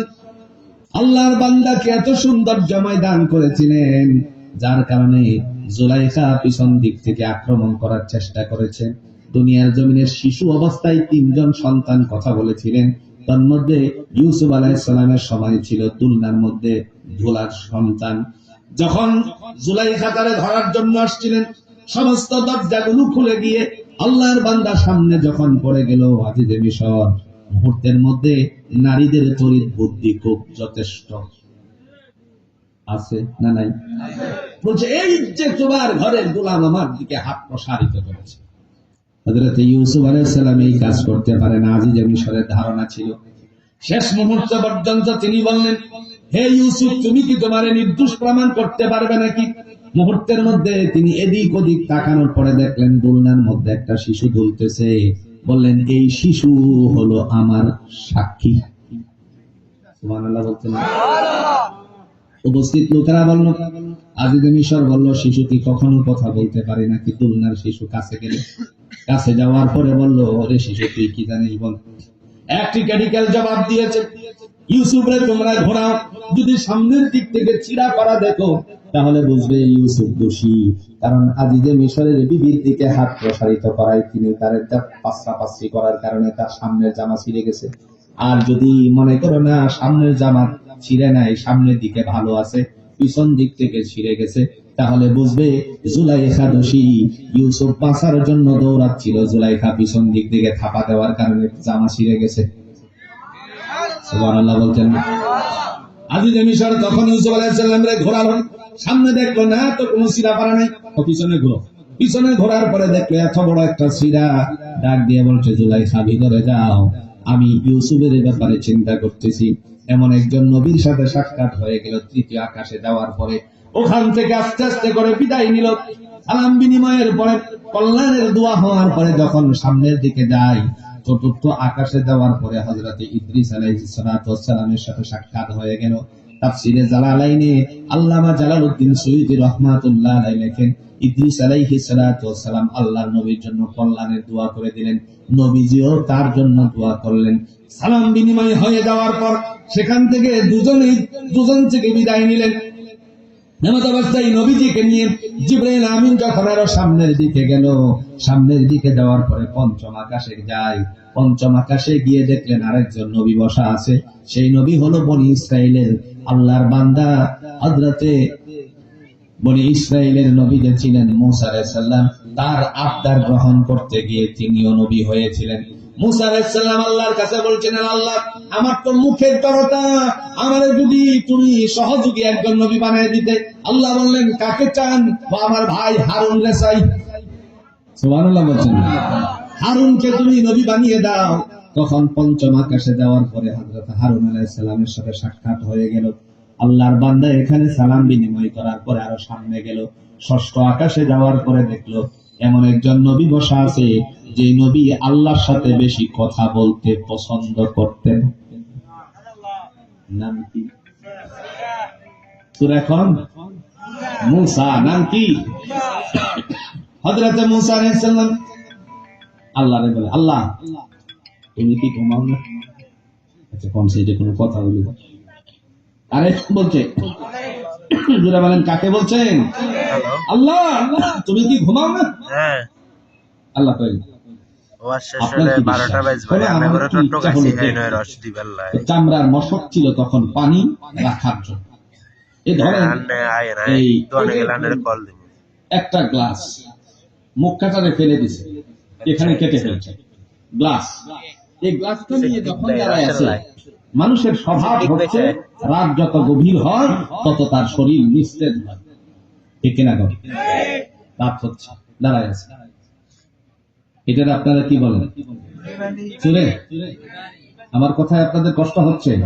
শেষ করে দিব, 11টায় শেষ করার কথা একটু বাড়ায় দিলাম আর কি, অনেক দূর থেকে আসছি তো এজন্য একটু বাড়ায় দিচ্ছি। এরকম করে তন্দ্রাচ্ছন্ন হল। যেহেতু তন্দ্রাচ্ছন্ন হয়ে গেছে, আরেকবার তিনি সজাগ দৃষ্টি দিয়ে দেখলেন, আল্লাহ আমি তোমারে দেখতে আসছি, ঘুমায় কিনা? এর আগে তো আমি নিজেই ঘুমিয়ে যাচ্ছি, তো কেমনে দেখবো? হঠাৎ করে দেখা গেল আল্লাহর বান্দা বড় চোখে তাকায় আছে। রাত গভীর হয়ে গেছে, সামনের দিকে বেশি ঝুঁকে গেছে, হাতের মধ্যে যে মশকটা ছিল পড়ে গেছে, পানি পড়ে গেছে। না পানি থাকবে? আল্লাহ বলেন লা তাখুযুহু সিনাতুন ওয়ালা নাওম। মুসা ঘুম কেন আমার এই তন্দ্রাও স্পর্শ করতে পারে না? জোরে কোন সুবহানাল্লাহ। মুসা নবীর সাথে সাক্ষাৎ হওয়ার পরে পরস্পর সালাম বিনিময় হয়ে গেল, বিদায় জানালেন। নবীজি আরো সামনে গেল। সপ্তম আকাশে যাওয়ার পরে মুসলিম মিল্লাতের পিতার সাথে সাক্ষাৎ হয়ে যায়। জুলাইখার নাম কি? পিতার নাম কি? নাকি আরো কেউ আছে? ঠিক করে কোন? বাংলাদেশে এমন শিক্ষা দেয়া গেছে, এই যে বাচ্চা পাস করে কইছে কি জয় বাংলা, দেখছেন নাকি? শিক্ষা দিতে ওই যে মাইকে কইছে ঠিক কিনা কোন? জয় বাংলা, জয় বাংলা দিন আছে যারা কোন আমার ভাইরা। বলার অর্থ হচ্ছে হযরত ইব্রাহিম আলাইহিস সালাতু ওয়াস সালামের সামনে যাওয়ার পর দুজনে খুব শান্তিময় দুয়ার ব্যবস্থাপনা হলো, শান্তির কথা বলে বলে বিদায় জানালেন। মুহাম্মদ সাল্লাল্লাহু আলাইহি ওয়াসাল্লাম এবার সামনে যান। জিবরাইল আমিন বললেন, ইয়া রাসূলুল্লাহ, এবার শুধু আপনি যান, আমি না। আমার যতটুকু ক্ষমতা ছিল আমি আসছি, বাকিটা আমাকে আল্লাহ দেয় নাই। জিবরাইল আমিন বললেন, ওই যে দেখা যায় একটা কুরসি, সিংহাসনটার মধ্যে গিয়ে বসুন, সিংহাসন আপনাকে সপ্তম আকাশের উপরে নিয়ে যাবে। এই কুরসিটার নাম হলো রফরফ। নাম কি? তাফসীরে জালালাইনে আল্লামা জালালউদ্দিন সুয়ুতী রাহমাতুল্লাহ আলাইহি লেখেন, নবীজি রফরফে যখন বসলেন, সুজা আল্লাহর বান্দা চলে গেলেন, সেখানে সপ্তম আকাশে গিয়ে দেখলেন এক শ্রেণীর একটা সেজদার জায়গা আছে, যে সেজদার জায়গাটার মধ্যে একাধারে ৭০,০০০ ফেরেশতা একসাথে আল্লাহর পায়ে সেজদা দিতে পারে। এই সেজদার জায়গাতে যারা সেজদা দেয়, দ্বিতীয়বার আর সেজদার মতন কোন সুযোগও পায় না। এর সুজা বরাবরে যেখানে পাথর মারলে পরে, বরফ মারলে পরে যেখানে এসে পড়বে সেখানেই হলো কাবাঘর। সুবহানাল্লাহ বলছেন না? সেই জায়গাটার নাম হলো বাইতুল মামুর। নাম কি? এখান থেকে আল্লাহ রাব্বুল আলামিনের সামনে গেলেন। সামনে যাওয়ার সাথে সাথে আল্লাহ জিজ্ঞেস করলেন, বন্ধু আমার মুহাম্মদ সাল্লাল্লাহু আলাইহি সাল্লাম আমাদের ওই রাসূল না আল্লাহর রাসূল? কথা বল না কেন? দলিল আছে? দলিল আছে? দলিল মুহাম্মাদুর রাসূলুল্লাহ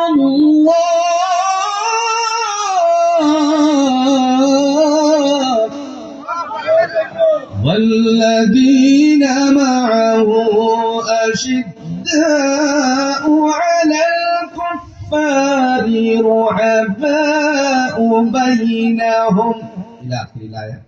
মুহাম্মদ সাল্লাল্লাহু আলাইহি সাল্লাম হলো আমার রাসূল। কার রাসূল? তার সহচর যারা ছিল কাফেরদের ব্যাপারে ছিল খুবই কঠোর। আজ মুসলমানরা যদি করতে উঠতো একসাথে, তাহলে এক উল্লু পাল্লু কাউরে খুঁজে পাওয়া যেত না, সব দুনিয়ার জমিনের মধ্যে যে জিয়া আদায় করে থাকতো। মুসলমান একজন আরেকজনের ক্ষতি করে, একজন গিয়ে ভালো করে যায়, আরেকজনে তার বিরুদ্ধে গিয়ে আরেক জায়গায় লাগায়। কথা বল না কেন? একজন একজনের সত্যিকারের স্পৃহাশীল হয়ে যায়, আরেকজন তার বিরুদ্ধে গিয়ে মামলা দায়ের করে তার এন্ট্রি করায়। এরকম মুসলমান নাই? আব্দুল্লাহ ইবনে উবাই মারা গেছে, কিন্তু আব্দুল্লাহ ইবনে উবাই তার অনুসারীরা আজও দুনিয়ায় রয়ে গেছে। আব্দুল্লাহ ইবনে উবাইরে চিনেন আপনারা? সে কে?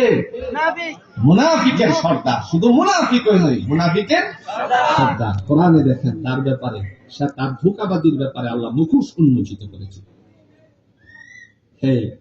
আস্তে করে মুহাম্মদ সাল্লাল্লাহু আলাইহি ওয়াসাল্লামের কাছে যাচ্ছে, উদ্দেশ্য হলো জানিয়ে দেওয়া। আল্লাহ বলতেছেন, রাসূল ওই যে আসতেছে, এদের মুখোশটা আমি খুলে দিই। ইযা জাআকাল মুনাফিকুনা ক্বালু নাশহাদু ইন্নাকা লারাসূলুল্লাহ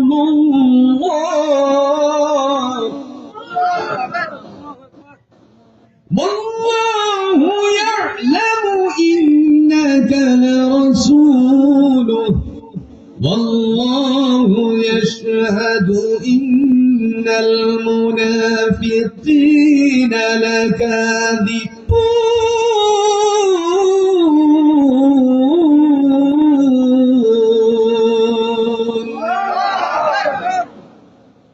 আল্লাহ বলেন, ইযা জাআকাল মুনাফিকুনা ক্বালু নাশহাদু ইন্নাকা লারাসূলুল্লাহ। সূরাটার নামই হলো সূরাতুল মুনাফিকুন। ওই যে আসতেছে মুনাফিকের দল, তারা এসে বলবে নিশ্চয়ই আপনি আল্লাহর রাসূল। ওয়াল্লাহু ইয়ালামু ইন্নাকা লারাসূলু, আল্লাহ জানে আপনি আল্লাহর রাসূল। আল্লাহ তাদের মুখোশ উন্মোচন করে দিয়ে বলেন, আল্লাহু ইয়াশহাদু ইন্নাল মুনাফিকিনা লাকাযিবুন, এরা হলো মিথ্যাবাদীর দল। সুবহানাল্লাহ বলছেন। সাথে সাথে জানিয়ে দিলেন, নবী আমার তাদের ঠিকানাটা আমি বলে দেই, আপনি শুনে নেন। ইন্নাল মুনাফিকিনা ফিদ-দারকিল আসফালি মিনান নার, মুনাফিকদের অবস্থা হবে জাহান্নামের নিম্ন জায়গায়। এদের যে জায়গাটা থাকবে এর চেয়ে বড় নিম্ন জাহান্নাম আর কোন জায়গা নাই। ঠিক কি না বলে? এই মুনাফিকের দল আসেনি গেছে? কথা কোন নাকি আছে না গেছে? প্রিয় ভাইয়েরা আমার, আল্লাহর সাথে যখন সাক্ষাৎ হয়ে গেল, আল্লাহ বলেন নবী আমার বেড়াতে আসছেন, সাক্ষাৎ করতে কি আনছেন? বলতে পারে না? কতক্ষণ আগে বলতে পারেন? মেহমান যখন কাহারো বাড়িতে মেজবান হয়ে, মানে মেজবানের বাড়িতে মেহমান যায়, তখন কি কিছু নেয়নি হাতে করে? কতক্ষণ নাকি নেয়নি হাতে করে? আল্লাহ বলেন আপনি কি আনছেন? বেড়াইতে যে আসছেন। আল্লাহ পাক রব্বুল আলামিনের হাবিব ডাক দিয়ে বলেন আত-তাহিয়াতু লিল্লাহি ওয়াস-সালাওয়াতু ওয়াত-তাইয়্যিবাত। আসেনি নামাজে? কথা কোন নাকি আসেনি? সমস্ত পবিত্রতা, সমস্ত প্রশংসা, সমস্ত গুণগান আল্লাহ সব তোমার জন্য নিয়ে আসছি। আল্লাহ খুশি হয়ে, ফেরেশতা ছিল, তারা বলে আসসালামু আলাইকা আইয়ুহান নাবিয়্যু ওয়া রাহমাতুল্লাহি ওয়া বারাকাতুহু। আল্লাহ বলেন আপনার উপরে শান্তি বর্ষিত হোক। আসসালামু আলাইকা আইয়ুহান নাবিয়্যু, ও আমার নবী আপনার উপরে শান্তি বর্ষিত হোক। এবং আপনার উপরে আল্লাহ ডাক দিয়ে বলেন রহমত বর্ষণ হোক। জোরে কোন সুবহানাল্লাহ।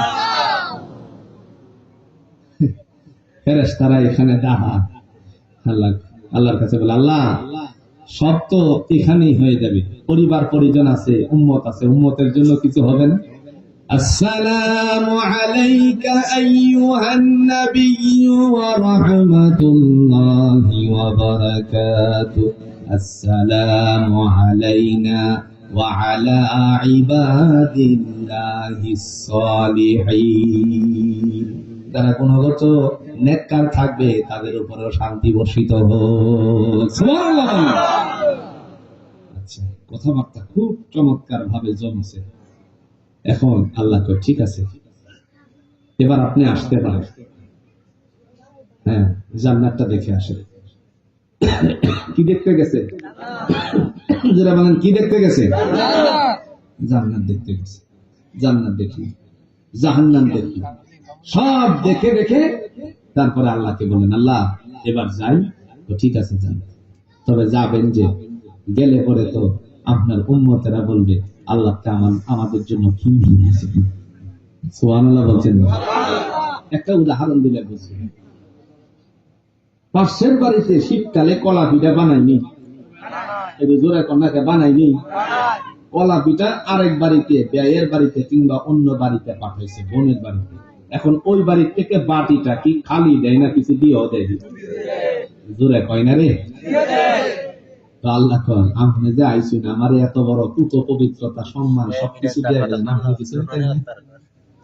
এবার আল্লাহ বলেন জান আমি আপনার উম্মতের জন্য 50 ওয়াক্ত নামাজ দিয়ে দিলাম।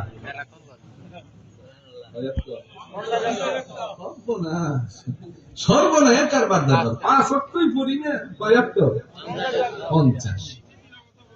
ঠিক আছে, আল্লাহর কাছ থেকে বিদায় নেন। যে ইব্রাহিম আলাইহিস সালামের কাছে সপ্তম আকাশে আসলেন, তো কি দিছে আল্লাহ? 50 ওয়াক্ত। সালাম দেওয়ার পরে যখন আল্লাহর নবী ষষ্ঠ আকাশে আসলেন, হযরতে মুসা আলাইহিস সালামের সাথে সাক্ষাৎ হলো। বলল যে আল্লাহ আপনাকে কি দিয়েছেন? 50। সর্বনাশ, সর্বনাশ, 50 ওয়াক্ত। শুনুন আমার উম্মতের কথা, মহান আল্লাহর পক্ষ থেকে জান্নাতি খাবার আকাশ থেকে প্রত্যেকদিন সকাল হওয়া মাত্রই প্রত্যুষে তারা ঘুম থেকে উঠে দেখতো উঠানের মধ্যে পড়ে আছে। এগুলো নিত এবং জমা করতো। আল্লাহ বলছেন লা ইয়াসরাফ, এটা অবক্ষয় করো না। তারপরেও তারা করছে, কিন্তু 2 ওয়াক্ত আদায় করতে পারে নাই।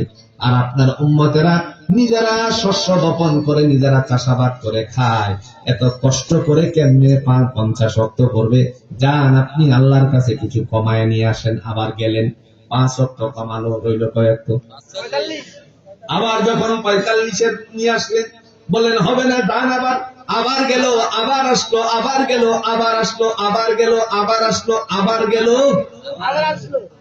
আর কত? 5 ওয়াক্ত। কয় ওয়াক্ত? তাতেও হবে না, যান আবার কমায় নিয়ে আসেন। এই মুহূর্তে আল্লাহ রাব্বুল আলামিনের হাবিব ডাক দিয়া বললেন, ও কালিমুল্লাহ, এবার আমার আল্লাহর কাছে যেতে লজ্জা করতেছে, আমি আমার উম্মতের জন্য 5 ওয়াক্তই নিয়ে গেলাম। আল্লাহ বলেন, নবী আমার উম্মতে যদি 5 ওয়াক্ত নামাজ ঠিক মতো আদায় করে, তাদের আমল নামার মধ্যে আমি আল্লাহ 50 ওয়াক্তের সওয়াব উঠাইয়া দিব। এইভাবে আস্তে আস্তে করে আল্লাহর নবী যখন তিনি আবার মক্কায় আসলেন, মক্কায় আসার পরে সকাল হওয়া মাত্রই হযরত আবু বকর রাদিয়াল্লাহু তাআলা আনহুকে ঘটনাগুলো খুলে বললেন। বলার সাথে সাথে তিনি বললেন, সাদাক্তা ইয়া রাসূলুল্লাহ, আমি যা বলছেন আপনার পক্ষ থেকে সব আমি সত্যায়িত করলাম, বিশ্বাস করলাম। এই কথা বলার পরে যখন বলেন আপনি সত্য বলছেন, এই কথাগুলো মক্কার আনাচে কানাচে যখন ছড়াছড়ি হয়ে গেল, একটা পর্যায়ে আল্লাহর নবী বিভিন্ন জায়গার মধ্যে দাওয়াতনামা পাঠাতে শুরু করলেন। শিল দিলেন, নবুয়াতের শিল দিয়ে যখন দাওয়াত পাঠান, এর মধ্যে রোমের বাদশা হেরাক্লিয়াসের কাছে দাওয়াতনামা চলে গেল। রোমের বাদশা হেরাক্লিয়াস ডাক দিয়া বলল, মক্কার কোন মানুষ আছে কিনা তাকে জমায়েত করো। খোঁজাখুঁজি করার পরে দেখলো সিরিয়ার থেকে শাম হয়ে ব্যবসা বাণিজ্য করে রোম হয়ে যে যাবে এমন মানুষ একজন পাওয়া গেল। সে ছিল আবু সুফিয়ান। নাম কি? আবু সুফিয়ানকে দরবারে ডাকানো হলো। বলল, আবু সুফিয়ান, আহমদ সাল্লাল্লাহু আলাইহি সাল্লাম নামে মক্কার একজন ব্যক্তিত্ব আছে, তার সম্পর্কে তুমি কি সত্য কিছু জানো কিনা আমাকে বলো। আহমদের কথা বলতে গিয়ে, নবীজির কথা বলতে গিয়ে আবু সুফিয়ান চিন্তা করলো, যদি আমি মিথ্যা বলি আমার লোকেরা, আমার সাথীরা বলবে আবু সুফিয়ান এত বড় মিথ্যুক হলো কেমনে। আবার যদি সত্য বলি তাহলে লোকেরা সবাই ইসলাম গ্রহণ করে ফেলবে। এমন একটা কথা বলতে চাই যাতে করে হেরাক্লিয়াস নিজেই বুঝে ফেলে তিনি সত্য নবী না মিথ্যু। বলল, একদিনের একটা ঘটনা শোনাই, এখান থেকে আপনি আজ করবেন। তিনি মক্কা থেকে বাইতুল্লাহ থেকে বাইতুল মুকাদ্দাসে গেলেন, ওখান থেকে আবার একই রাত্রিতে আবার আল্লাহর আরশে মহল্লায় চলে গেলেন। জান্নাত জাহান্নাম প্রদক্ষিণ করে আবার পুনরায় তিনি মক্কাতে চলে আসলেন। যেই সময় আসলেন সেই সময়টার মধ্যে উজুর পানি গড়ায়া যাচ্ছে। এবার আপনি বলুন তো, এই কথাটা কি উনি সত্য নবী কিনা? যেই মাত্র বলল, সাথে সাথে হেরাক্লিয়াসের পিছনে বাতাস করতেছে খাদেম, ডাক দিয়া বলছে, আবু সুফিয়ান উসকুত, থাম, তুই কি কর, তুই থাম। আবু সুফিয়ানকে থামিয়ে দিল। ডাক দিয়া বলল, জাহাপানা হেরাক্লিয়াস, আমি আজকের দিনে একটা সত্য ঘটনা বলি। আপনার খাদেম হওয়ার আগে আমি ছিলাম বাইতুল মুকাদ্দাসের খাদেম। সুবহানাল্লাহ বলতেন না? জেরুজালেমের মসজিদের খেদমত করতাম, প্রত্যেকটা দরজা এবং জানালা লাগিয়ে তারপরে আমি শেষের বেলায় যেতাম। যখন আমার সমস্ত দরজা জানালা বন্ধ করা হলো, মাঝখানের দরজাটা, প্রধান দরজা বন্ধ করতে গেলাম, দেখলাম যে কে যেন তারে খিলি মেরে দিছে। বহু চেষ্টা করলাম, পারলাম না। আবার যখন আমার সাথীদেরকে নিয়ে আসলাম, সাথীদেরকে নিয়ে চেষ্টা করলাম, অনেকজনে মিলে চেষ্টা করার পরে ব্যর্থ হয়ে গেলাম। এমত অবস্থায় আল্লাহর বান্দা ডাক দিয়া বললেন, আমি যখন প্রত্যুষে আসলাম, আসার পরে দেখলাম কি একটা বাহনের পদচিহ্ন এখানে আছে, আবার দরজাও এদিক ওদিক দুলদুল করতেছে, নড়াচড়া করতেছে। আমার বিশ্বাস হয়ে গেছে। অনেক দিন পর্যন্ত আমি গবেষণা করলাম, রাতের বেলায় দরজা লাগাতে পারলাম না। এখন দরজা খোলা, ডালাগুলি এদিকে ওদিক নড়াচড়া করতেছে। কোন আগন্তুক না জানি মসজিদের বাইতুল মুকাদ্দাসে এসেছিলেন, এতদিন পর্যন্ত যাচাই করার পরে আমার মেধায় ধরা পড়ে নাই। আজকে আবু সুফিয়ানের কথা শুনে বুঝতে পারলাম, এই দিনটাতেই, এই রাতটাতেই আমার আল্লাহ মুহাম্মদ সাল্লাল্লাহু আলাইহি সাল্লামের জন্য দরজারে খিলি লাগায় দিয়েছিলেন। মুহাম্মদ সাল্লাল্লাহু আলাইহি ওয়াসাল্লামের মর্যাদা বাড়াইছেন কে? আর জোরে বলেন, মর্যাদা বাড়িয়েছেন কে? এজন্য আল্লাহর নবী সাইয়্যিদুল মুরসালিন আহমদ মুস্তাফা সাল্লাল্লাহু আলাইহি ওয়াসাল্লাম রজব মাস আসার সাথে সাথে আল্লাহর কাছে দোয়া করতেন। তিনি বলতেন, ইদা দাখালা রজব ক্বালা আল্লাহুম্মা বারিক লানা ফি রজব ওয়া শাবান ওয়া বাল্লিগনা রমাদান। আল্লাহ, রজব আর শাবান মাসে আমার উপর বরকত দান করো, রমজান পর্যন্ত আমাকে হায়াত বাড়িয়ে দাও। জোরে কন্যা সুবহানাল্লাহ। আল্লাহ আমাদেরকে রমজান পর্যন্ত হায়াত বাড়িয়ে দেন। সকলে বলুন আমিন। আরো জোরে বলেন আমিন। সুস্থতার সাথে রজব মাস, শাবান মাস যেন আমাদেরকে সকল অসুস্থতা থেকে সুস্থতা দান করে। বিশেষ করে আপনাদের এই মির্জাপুর বাইতুল নূর জামে মসজিদের সকল জরুরত আল্লাহ গায়বী খাজানা থেকে পূরণের ব্যবস্থাপনা করে দেন। এলাকার যত মর্দেকানা মুসলমান নরানের মাটির পড়তে পড়তে শহীদ আছেন, প্রত্যেকের কবরগুলোকে যেন আল্লাহ সুবহানাহু ওয়া তাআলার পক্ষ থেকে জান্নাতের ফেরদাউসের বন্দোবস্ত করেছেন। আল্লাহ পাক রব্বুল আলামিন আজকের এই তাফসীরুল কোরআন মাহফিলকে কবুল।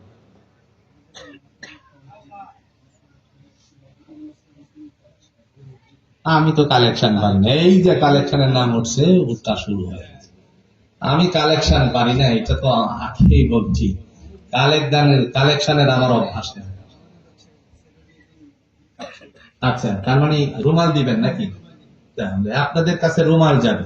আমার ভাই মসজিদের জন্য একটা রুমাল যাবে, আপনারা একটু সহায়তা করার চেষ্টা করবেন ইনশাল্লাহ, নাকি? বেশি একটু কথা বলবেন। কয়েকজন উঠে দেন, আমরা একটু জিকির করি লা ইলাহা ইল্লাল্লাহ।